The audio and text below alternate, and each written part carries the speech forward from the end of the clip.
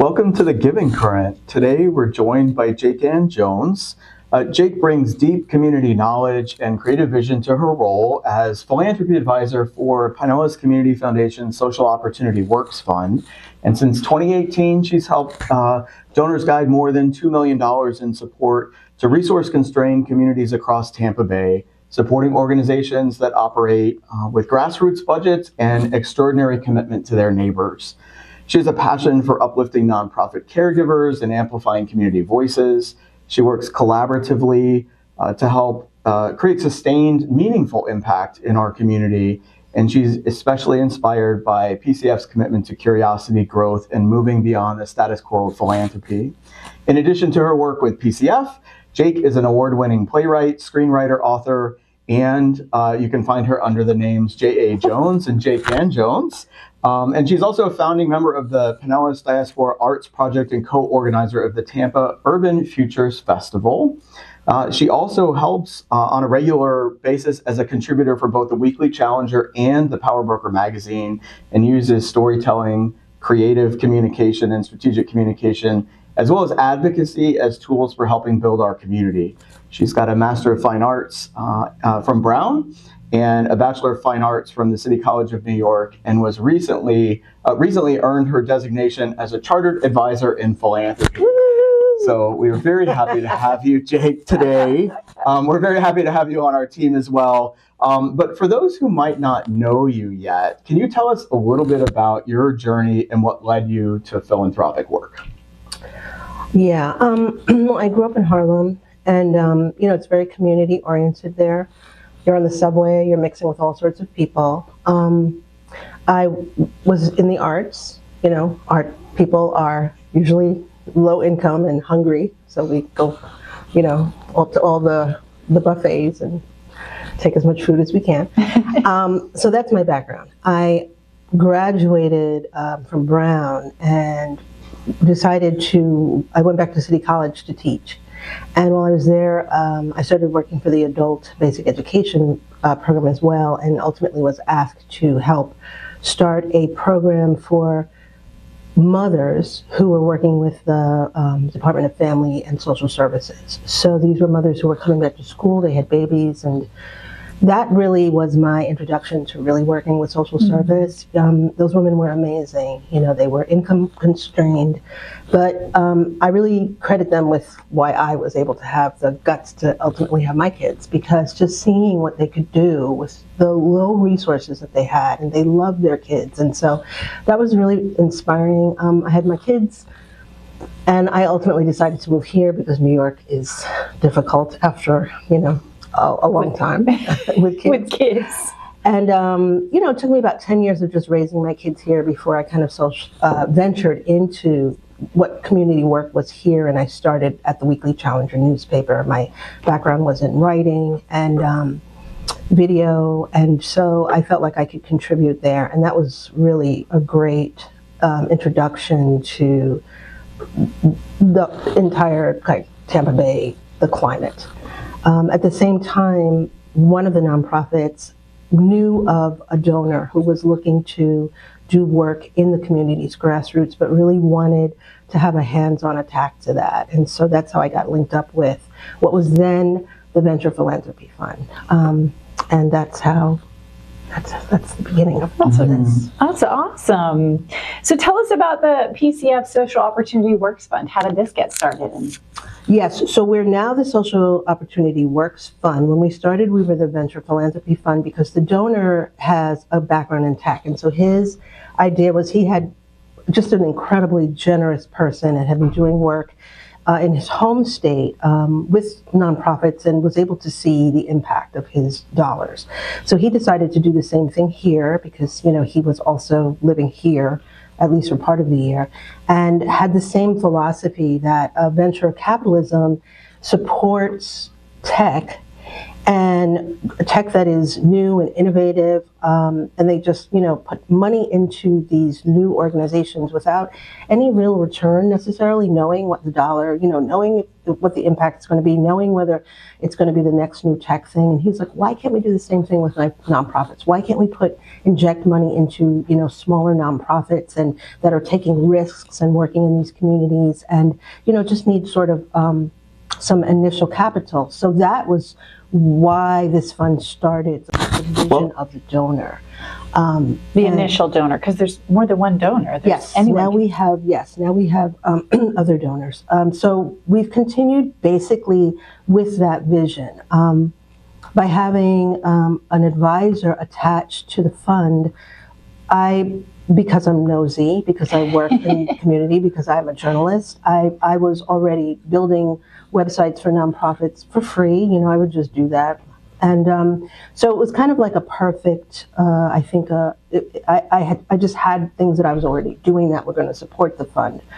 And it's continued to that day, A lot of the nonprofits that we've worked with dozens of nonprofits. And I would say that out of, I don't know, maybe 40 or 50, I can't really tell. Most of them are still extant. They're still working. They're still doing great work. And they talk to each other, and we've actually been the first grant for a lot of nonprofits. Mm-hmm. And a lot of these nonprofits have then been able to go on and get additional grants. So I also see us as sort of like a jumping board or a lynch, whatever you call it, to growth for these nonprofits as well. Teaching them how. So the name has changed a couple times. It has. And it's evolved a bit. Today it's the Social Opportunity Works Fund. And can you talk a little bit about the meaning behind Social Opportunity Works?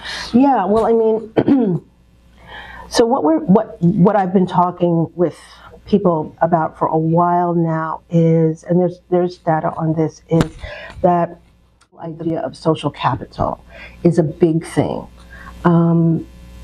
We don't really realize how that impacts people from communities who don't have access to individuals who run in other circles. Mm-hmm. So social opportunity is really about that. It's about supporting some of these smaller nonprofit leaders with their capacity building as well, just information about what is going on in the community, a lot of interconnectedness between the nonprofits. And it works. It does work. So yes. It's in the name. Social Opportunity Works. Yeah.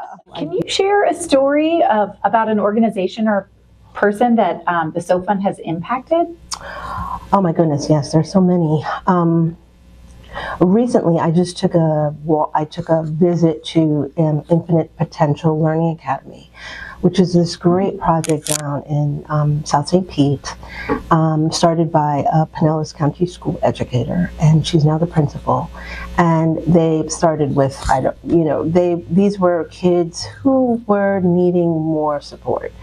They were coming from community schools, but their plans and the way they were being dealt with, the parents were just kind of pulling their hair out. So she started this school, and it's very individualized. It's run almost like a fundamental school, so the parents and the community have to support the kids. And but she's not financially supported the way she needs to be, because she said to me the other day, I'm the principal, I'm here, working. So she doesn't have a grant writer, she doesn't have a development person. So we were able to, so one of the things they were really looking for were computers for their scholars. And so we were able to fund a computer lab for them. Fantastic. And so she said it's really been a game changer for their students and for their educators, having actual computers, laptops for the kids, and computers for the educators, the electronic boards, just the computer stands. She said that 90% of the kids had improvements on their testing, because now they're getting to use the computers every day. It makes such a difference. Access, yeah. Yeah, and then I think 2 weeks ago I went to see another one of our nonprofits, Powerful Young Adults. So Katrina George has been running this program since, I don't know, the early 2000s, but this was the first time I actually had a chance to get out and see what she was doing, even though we've corresponded for years. And I do try to take a couple of years of getting to know the nonprofits before, we move towards the next step. And so I think maybe we were her first grant or only grant. And when I saw her last week, she was like, you wouldn't believe what this did for us. She said, thank God for this program. And it's a drone program, a drone flying and simulation program. So they got the equipment. It's pretty amazing. And, just one of the parents, she sent me an impact story, and she was like, a single mom was able to take the class. She can now take some sort of drone certification. And the woman, said, this is going to change my life because I'm a content creator. Now I can legally fly drones to help create content. And she's a single mom. I mean, this is the kind of stuff these kinds of stories, they're actually happening in our community with nonprofits that are doing really incredible work. I think the issue is that people don't really understand how nonprofits are funded. I think that's so true. I think that there's a large disconnect between how people want the services, but how they think that they're supported. And so I think that it's really critical to get this story of how nonprofits function. They're one of our three they're one of our three service sectors. We have government, we have business, and we have nonprofit. We know that the government has been pulling out of social services. Businesses, they have the lowest corporate giving, is the lowest kind of giving. And so the nonprofits are doing these services, and who's supporting them? So it's difficult. People have a lot of, like something like 60% or 69% of nonprofits in the United States run on budgets of less than $60,000, which is less than the average income. So that these nonprofits are largely volunteer organizations, which is the truth of most of our funds, most of our organizations. Or severely underpaid workers. Yes, like one person can be on staff if you have a budget of $50,000, if that. Right. So it's amazing what these nonprofits do, but we really need to do better by them. When you think of the long-term overall impact of the fund, what do you say success looks like? Well, one of the reasons that we are starting to talk about family and community philanthropy and the role of nonprofits is because, for me, it's going to be important for communities to really. It's not so much about starting another nonprofit. It's more about finding, the right community connections and figuring out how we can support the nonprofits that are doing the work, whether it's through volunteerism, whether it's through donations, whether it's through creating connections for them. A long-term stability is about shoring up the nonprofits that we have, and also giving the community a role in that, because nonprofits are owned by the public, right? They're public organizations, but I think we need to talk with our communities in order to continue to sustain the entire philanthropic community, talk to our communities about their role in helping to sustain these organizations. It's not just a one-way thing of giving, and taking. I think that to encourage communities to educate themselves, to help them become educated about the stake that they have in these nonprofits will, in turn, I think, contribute to just a greater sense of competence in taking care of your community in general, right? Because you're discussing things like capital, and business, and and that can in turn contribute to family conversations, which is what we want to do about. Well, most people are philanthropic, right? I think something like 86% of people are givers on some level. And in some communities, it's higher, whether they're giving to their church, their sorority, their families. And so I think we really need to also change the idea of the way that we look at philanthropy. Philanthropy, the root word of philanthropy is love.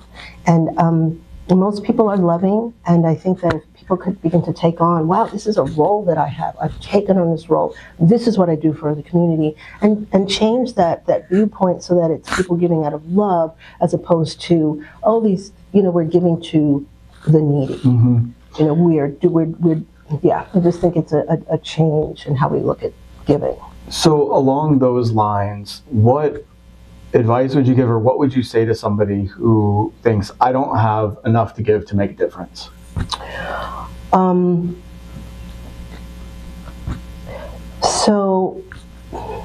There are so many nonprofits in I think when I remember, there was a foundation that did a study on nonprofits in Tampa Bay. I want to say there were over 6,000 nonprofits in Tampa Bay, and this was 2018. A very small percentage of those, it wasn't even a quarter, actually had filed 990s, which means that they had income to report. So I think in any community, you can look around and see 3 or 4 nonprofits that are right now functioning in your community, supporting someone in your family or someone that you know. Go to their website or pick up the phone or visit them and ask them, hey, I'm part of the public. I heard that we own what we are owners, co-owners with you. What can we do? How can we be supportive? How can we feel this back and forth? How can we feel like we're giving to this nonprofit? Can we volunteer? Can we give out your flyers? I mean, I don't think that it has to be even people actually volunteering at events all the time. Get their flyers, hand them out to people that share the word about some of your local nonprofits. Even that, I think, will create a critical mass of understanding and just lift up our whole philanthropic knowledge. I agree. I think sharing information about nonprofits could be the most effective thing you can do. If you can't donate, even a small amount goes a long way for a lot of these nonprofits. If they're not making $50,000 a year, a $20 donation is very significant for them. But sharing their information, spreading the word, talking to people about what they do. I find whenever I do that, you get more and more people interested, and then you see others get interested and others get interested. So it's such an effective way. So Jake, you were talking about what you would say to people who might say, I don't have enough to give to make a difference for nonprofits. And you were talking about different ways for people to get involved. I think so many nonprofits, they don't have a marketing budget. They don't have anyone to help tell their story. And so if the public can get involved, even to the point of, like you said, picking up flyers so that you can spread the word and you can let people know, you never know whose hand that's going to make it into, especially if you're genuine about wanting to spread the word, and it can make an incredible difference for organizations. And not only that, wonderful. It's fun when you talk to nonprofits about other nonprofits, because there's so many that can collaborate. I also really loved what you said about people not starting a new nonprofit and finding one that's already out there. I think Doug and I tell people this all the time when they call to tell us they're starting a nonprofit. There are plenty out there already. Get on a board of directors, do something, volunteer. Find a program within an organization or start a program within an organization. Right. So what gives you hope about Pinellas County right now? I would say our youth. I come into contact with a lot of young people through this work, and there are some really, really special people. The nonprofit that I sit on the board, we just got a communication from some young people at St. Pete High School, and they had done a fundraiser or a collection, I think, for Black History Month. And so they reached out and they were like, we have hair care products, we have books, and so we connected them with some other social service organizations, because we don't necessarily do that kind of work, but we have a lot of partners. And all the partners were just so excited that there were these teenage kids doing this work. So I'm very hopeful about our next generation. We really need to support them and start these conversations with them earlier. Mm-hmm. So where do you see the greatest need in our community over the next few years? The greatest need is going to be in support. Our nonprofit organizations cannot, they can't scale without some kind of staff. It would be important, I think, to make sure that every nonprofit is having at least one staff person. I think that if we could support an administrative person or an outreach person at each nonprofit, whatever that is, I think it would make a big difference for our nonprofits. Because so many of them work without any kind of staff. And the reason I've sat on boards and, I know what it is to be a working board member. I've been a working board member since I've run this fund on a number of different nonprofits. And working board members also work jobs, So something is going to not happen for that nonprofit. And I would say it's impossible to scale without staff. So it's really an issue of just more funding. All of our nonprofits that are functioning, especially our SOW nonprofits, which basically function, we started this with nonprofits under 75. Maybe now we have a couple who make over 100 or 200. Not a lot. So for our fund, it's just important to do things like we have an amazing donor who has funded salaries for a few of our nonprofits. Wow. That I think that kind of thing is amazing. And then just general operating money. Staffing is a big part of operations, but a lot of our nonprofits also don't have locations. They don't have brick and mortar, so they have to rent space, storage space. I think just reaching out, there's just so many things that nonprofits need. I can't begin to list them, but the bottom line is we need more support in our nonprofit sector. Nonprofits, the people who work at them are doing hard work. They're doing frontline work, what I consider frontline work. And I don't think that we can continue to ask them to do that voluntarily. I don't think people really understand that there are real people working at these nonprofits. And they're offering services that are touching our communities that some people really don't even think about. So I just think a little more thought, a little more investigation, reaching out to something like the SOW Fund at PCF.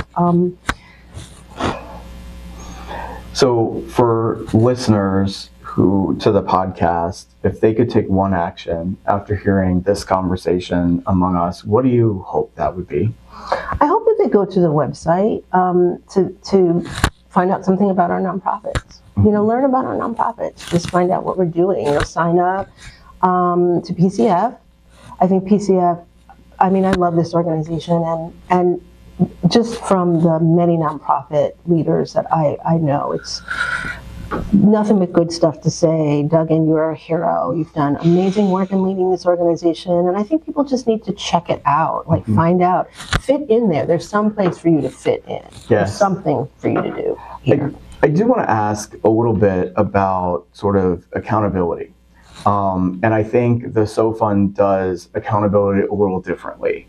In many ways, in the world of philanthropy, especially in the world of grants, it is about, giving a grant. You have to apply, then you give a grant, and then the organization writes a report.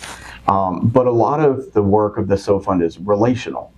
And you work inside nonprofits, get to know organizations and their leadership. Can you talk about how that helps in the world of accountability for donors who really want to trust, what an organization says it's doing? What does it mean to be in relationship with those organizations? Yeah, well, one of our donors, I think it's pretty fantastic that she started following some of these organizations on their social media. Mm-hmm.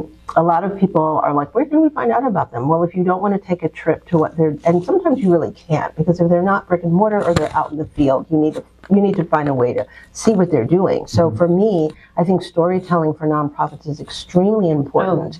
Being able to tell your story so that donors really see the work that you're doing. So for me, accountability has always been get out on the street and see what's going on. I'm not really afraid of people. I'm not afraid of new experiences. Not everybody really feels comfortable doing that. But I think that if you're in a group setting or, you know, at your job, there's going to be somebody who will get into the idea of volunteering, you know, at a nonprofit and learning what they do. And I think, like, sometimes you just need to speak to the people that you know. If you really want to help nonprofits, but you're worried about accountability, you know, get together in some groups and find out, hey, maybe we should go look at this event happening here. Why don't we go check it out? You know, why don't we see if we can, why don't we make a phone call? Why don't we reach out? I think that accountability for me means getting to know an organization in person and getting to know the community they work. Sometimes social media is a great thing, and like I said, I really encourage nonprofits to learn about their stories, learn how to do storytelling. But sometimes you really just need to take a risk and do something different on a Friday night or do something different on the weekend. You know, if you have a plan to get together with some friends, there are nonprofits who do great events, and most of them have social media presences and you can see what they're doing, whether it's a fundraiser, a campaign, some sort of initiative in their community. You know, go make it part of what you do, you know. I think that we need to all take that responsibility to make nonprofit support part of what we do in our lives. I think there was a time it was like that here in this country. I'm not sure, but I think we need to go back to that or go forward to that. Yes. I know a lot of donors will look at things like the 990 or just call me or Duggan, and probably you too, and find out, what is this organization about and what are they doing? I mean, we are resources for that as well.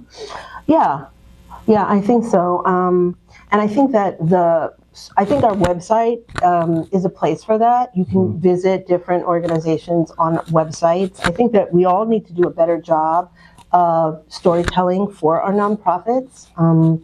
Supporting them because that's an investment in time, and they need money sometimes just to tell their story, marketing budgets and things like that. There is no area that nonprofits, small nonprofits especially, don't need support. So how can people learn more about the SOW Fund's impact or make a donation?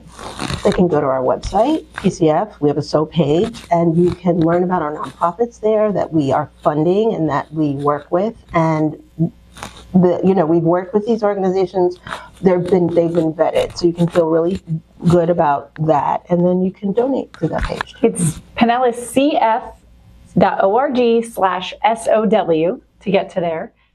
So, thank you. Thank you, Jake. We appreciate you being with us and talking more about your philanthropy adventures and also the social opportunity work. It was fun. Thank you. It was great. Thank you.